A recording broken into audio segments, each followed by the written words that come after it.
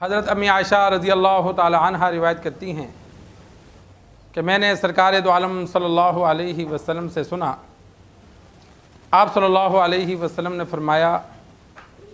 قیامت والے دن لوگوں کو جمع کیا جائے گا، ننگے پاؤں ننگے بدن بغیر ختنہ کے۔ فرماتی ہیں میں نے عرض کی یا رسول اللہ صلی اللہ علیہ وسلم، مرد عورتیں وہ تو ایک دوسرے کو دیکھ رہی ہوں گی۔ آپ صلی اللہ علیہ وسلم نے فرمایا، اے عائشہ، معاملہ اس سے زیادہ سخت ہوگا کہ وہ ایک دوسرے کو دیکھ سکیں۔ سرکار دو عالم صلی اللہ علیہ وسلم نے قبروں سے اٹھنے کے بعد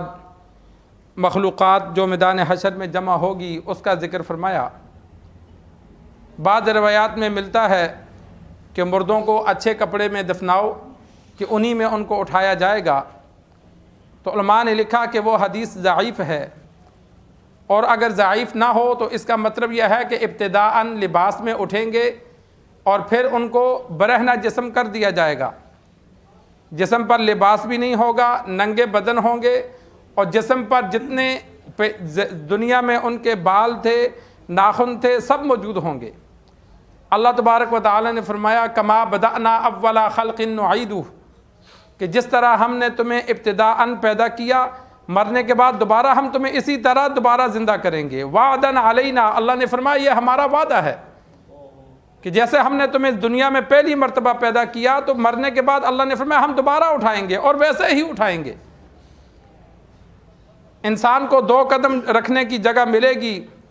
آنکھیں اوپر کو اٹھی ہوں گی، نیچے کسی کو دیکھ نہیں سکے ہوں گے، سورج 1 میل کے فاصلے پر ہوگا۔ سورج جب 1 میل کے فاصلے پر ہوگا تو گرمی کی شدت کتنی زیادہ ہوگی۔ حدیث میں موجود ہے، آپ صلی اللہ علیہ وسلم نے فرمایا کہ بعضوں کا پسینہ ٹخنوں تک، بعضوں کا گھٹنوں تک، بعضوں کا کلہوں تک، اور بعضوں کا کانوں تک، کہ منہ کی لگام بنے گا، یعنی جو کفار ہیں وہ پورے پسینے میں ڈوبے ہوں گے۔ آپ صلی اللہ علیہ وسلم نے فرمایا کہ بعضوں کا پسینہ 70 گز زمین کے اندر تک چلا جائے گا، کہ جب پانی اوپر زمین کے ٹھہرتا ہے تو اس کی نمی زمین میں جاتی ہے۔ یہاں اوپر دریا بھی ہو تو 70 گز نیچے تک نمی نہیں ہوتی،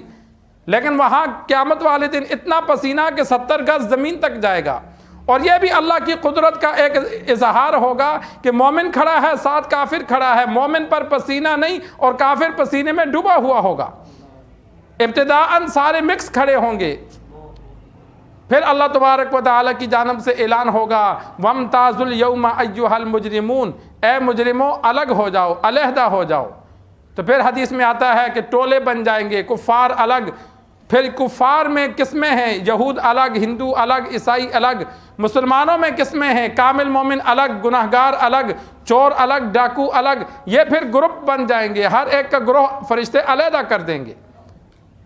تو اس موقع پر سرکار دو عالم صلی اللہ علیہ وسلم نے فرمایا جب قبروں سے اٹھیں گے تو 3 طرح سے حدیث میں موجود ہے کہ انبیاء ایک سواری پر موجود ہوں گے، انبیاء کے علاوہ بعض لوگ ایک سواری پر 2، بعض لوگ 3، بعض ایک سواری پر 10، یعنی جتنے اعمال کم ہوں گے اتنے ہی سواری پر زیادہ ہوں گے۔ اور عام مومن جو ہے وہ پیدل جائیں گے، ان کو سواریاں نصیب نہیں ہوں گی جو کم درجے کے مومن ہیں، اور جو کفار ہیں ان کو چہروں کے بل گھسیٹ کر فرشتے لے کے جائیں گے۔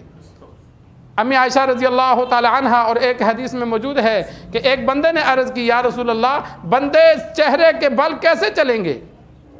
سر کے بل کیسے چل کر میدان حشر میں کفار جائیں گے؟ تو آپ صلی اللہ علیہ وسلم نے فرمایا جو ذات پاؤں پہ چلانے پر قادر ہے وہ سر کے بل بھی چلانے پر قادر ہے،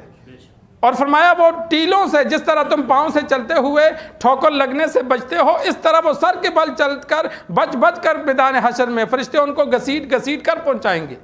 کفار کو سر کے بل چلایا جائے گا، وہ سر کے بل ان کو گھسیٹ کر زنجیروں میں جکڑے ہوں گے، ایسے ان کو میدان حشر میں لایا جائے گا۔